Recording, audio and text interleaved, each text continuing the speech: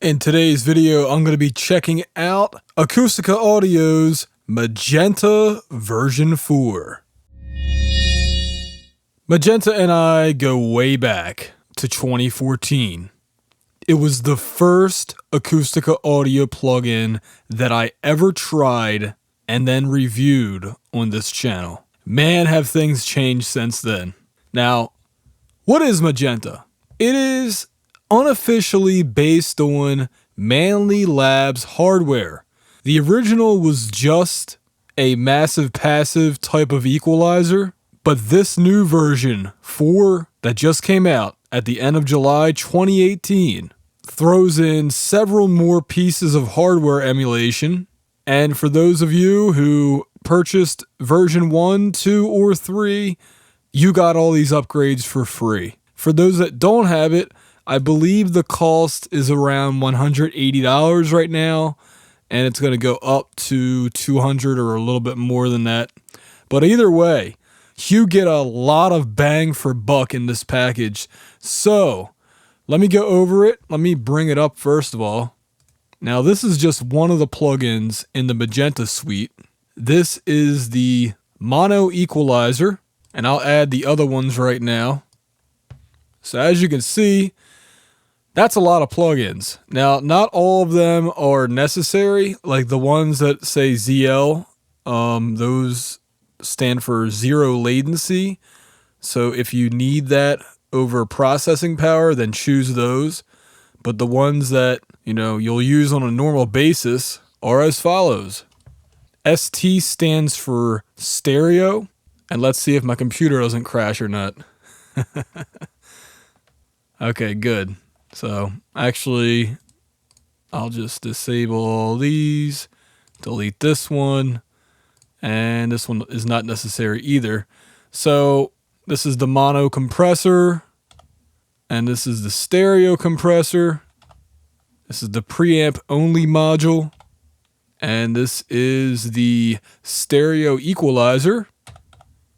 And then finally the channel strip. Now, let's go through all these individually. Basically, this is a overview / review.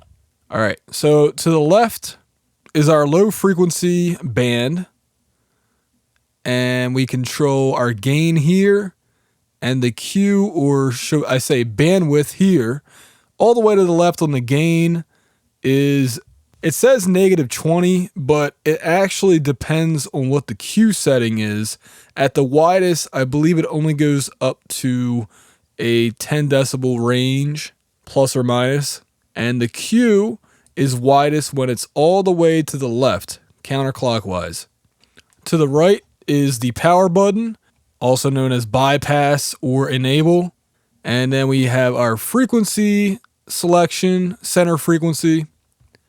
And then we also have a shelf choice. And then the rest of the EQs are pretty much the same. They all have shelves, but their frequency point is different. Again, shelf, shelf, and then power buttons. Now down here, I should say up here, is our input trim. But right now it does not work unless the preamp is on. And we also have an output, which is not a trim. And then, like I just said, the preamp button is right here. And that adds the tubey flavor of this equalizer. And then obviously over here, our input meter and our output meters over here. All good stuff. Now, let's listen to what the plugin can do on electric guitar. This is the one. And this is the, this is the other one. Let me make sure I bypass these.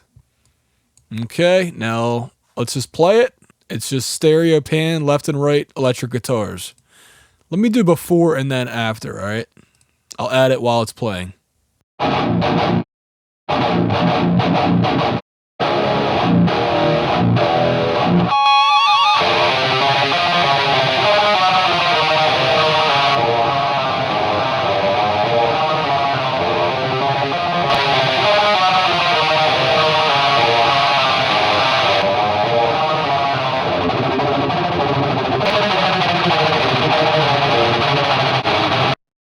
So while this EQ wouldn't be my first choice on distorted electric guitars, it does do a pretty darn good job of bringing those blanket covered sounding guitars alive. So next up, I'll show you what it can do on an orchestra slash opera kind of thing. I don't really know. I'll also do a before and after on this one as well. I did have to add some gain. As you can see, the levels are quite small, but I'll do a before and after here as well.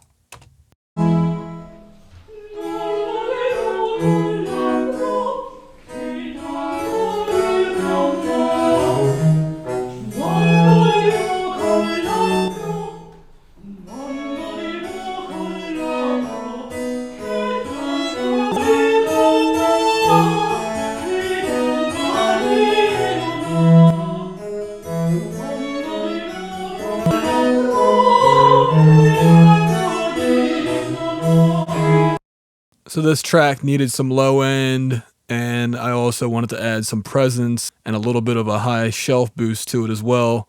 And that just made it come alive, as I said to the previous track. So I actually was reading that people who do Hollywood movie compositions use the real massive passive equalizer a lot. So I figured I'd try my hand at it, and I agree, it sounds pretty damn good. All right, let me go through some of the other plugins in the Magenta suite. All right, so this is the compressor, the mono compressor. And the mono compressor is unique compared to the stereo compressor because, at least for right now, I don't know if this was a mistake or not, but there is the B mode, which is a hybrid of the two other compressors that you can get in this package. It combines optical and very mu into one, although your options are more limited compared to the other ones. So this is B, and then C1 is the variable mu, whatever, in compress mode.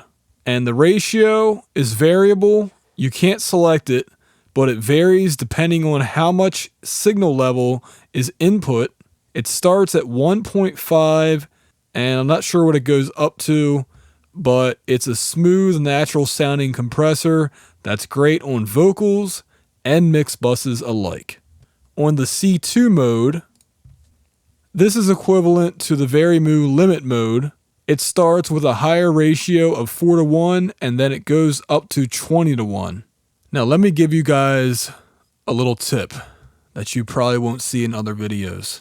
This is called the mu spot, and I got it from a guy named Jerry Tubb, and I'll link to the source in the video description. His suggestion is to put the attack on slow, put the recovery at 12 o'clock on the medium setting, put your in and out at unity, aka the 12 o'clock position, and then what you want to do is lower your threshold. By the way, this is for mixes. Lower the threshold so that it is getting a slight decibel of gain reduction, actually slightly less than a decibel. And then what you want to do is bring that input up ever so slightly until you start hearing high frequency transients hurting. And then that is how you find the sweet spot. Go very, very slowly on the input. All right, next up is the D1. And if you noticed, both the attack and release knobs are gone. That's because this is an optical limiter slash compressor. My guess is it is the compressor section of the Manley core hardware. Allegedly, it is great on vocals, good on bass and acoustic guitar, but you don't want to use this on drums. It's very transparent, but it does not have a fast enough attack and release to make drums sound good. But that's okay because the D2 compressor is the FET compressor. My guess is it is a part of the Slam hardware emulation or possibly the limiter section of the Manley core channel strip. Either way, this is the one to use for drums. And if you're not familiar with the way Acustica audio plugins work on compressors, again, we have the attack time,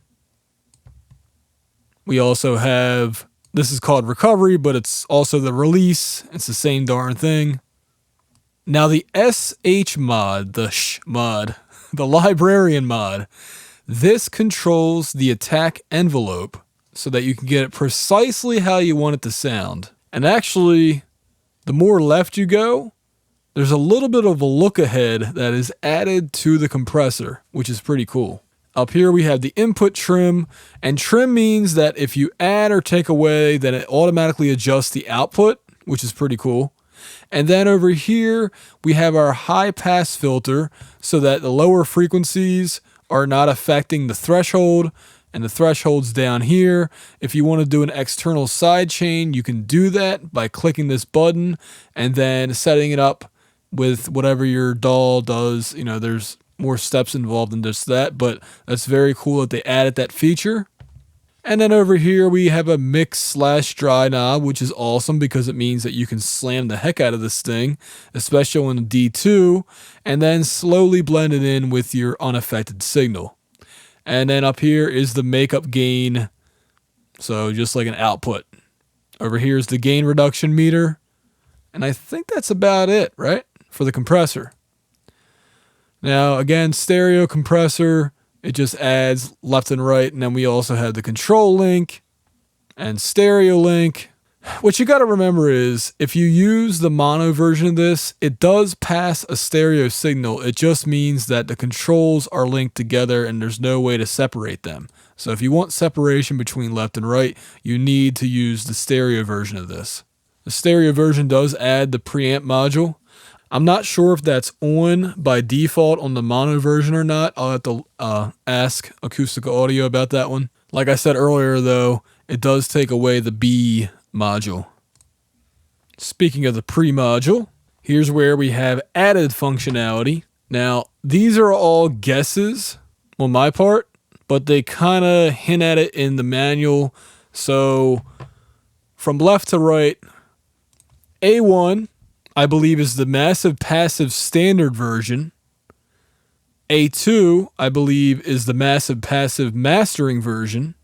And then B is possibly the Manley Core microphone input. C is the variable mu compressor mode line input. D is a mono preamp, possibly the Manley Slam microphone input. D mic is a stereo microphone input for the Slam. And then finally, D FLT is a stereo microphone input with the 100 hertz high pass filter on. Again, I believe it is from the Slam hardware.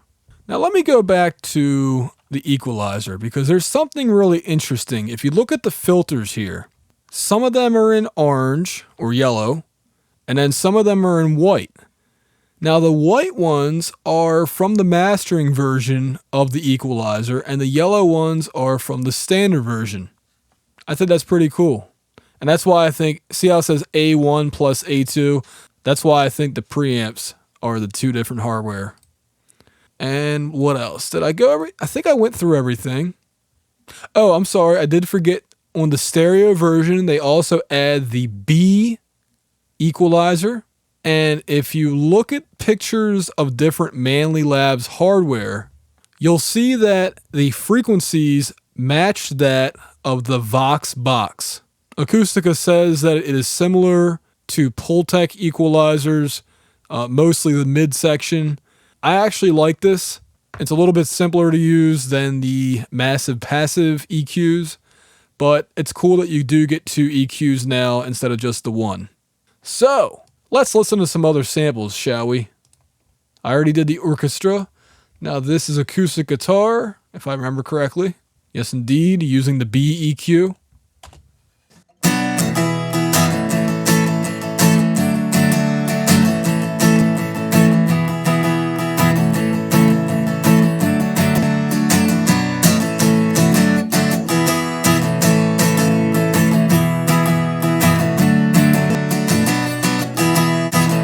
The way I would describe the Manley character is that it is crisp but slightly warm. It really does bring out transients that were otherwise buried in a blanket. Let's listen to it again.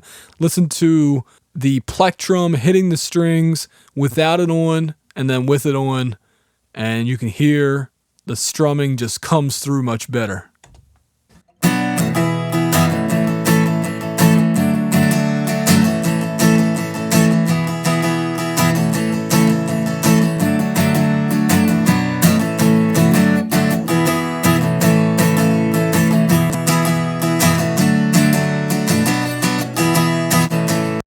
Good stuff. And I'll wrap this video up by playing bass. I'm actually going to use one of the compressors on this one. I also wanted to do this live with EQ tweaks. So if you guys don't mind that, let me make sure I have a one of these on.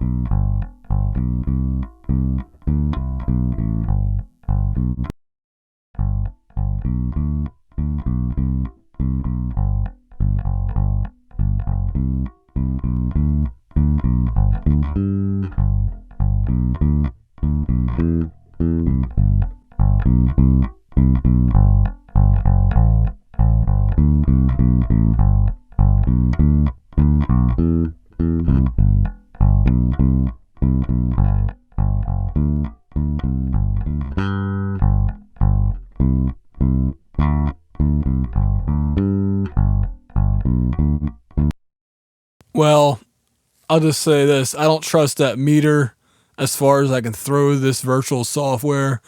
I don't believe that this thing was getting 18 decibels of gain reduction. You know, I'm watching this output meter here and comparing it to that. But I do like what I heard. So I think that this does sound good on bass guitar. It does sound good on acoustic guitar. Orchestras, it sounds good. It probably sounds good on mixes. I did try it on one mix and I did like it. So overall, this is a good plugin. Like I said, you get, 4 different compressors and 2 different EQs for $200 thereabout. So what's that? 6 divided by 200. That's about $30 per plugin. Round it down to $180. So that's not too bad. Not too bad at all. And remember, this is Acustica audio quality stuff. All right. So not only are you getting $30 per plugin, which I'm not fully a fan of the compressors, I'll be honest. I think algorithm compressors are still better. I believe hardware compressors are still better. But EQ-wise, Acustica audio is hard to beat. As you guys just heard, it just sounds good, And like I said, my secret to my mixes is that I only use Acustica audio plugins these days. With one exception, I use DDMF IIEQ is basically the only EQ that I use that's not Acustica audio. And yeah, that's about it. You can demo this plugin yourself for like 30 or 60 days or something ridiculous like that and see if you like it or not. That's what I recommend. If you've never heard of Acustica audio plugins, welcome to the club, because yeah, all I can say is your life is going to be changing for the better. Once you hear it, your wallet's going to be a little bit thinner, but hey, that's what, it's not going to be as thin compared to buying, like a $3,000 EQ, you know what I mean? So that's the way I always look at it is, yeah, $200, but at the same time, $3,000. Which one's less, So, and hey, there's always free EQ. So if you don't think there's really that much of a difference, then good for you, because you can save a lot of money. But I do hear the difference, and my customers, they're always happy. So, I always recommend Acustica audio EQs because that's what I personally use, and that's how I get the awesome sounding mixes that you guys have heard on this channel. So anyway, enough gushing about this plugin. This has been Adam for RealHomeRecording.com. Thanks for watching.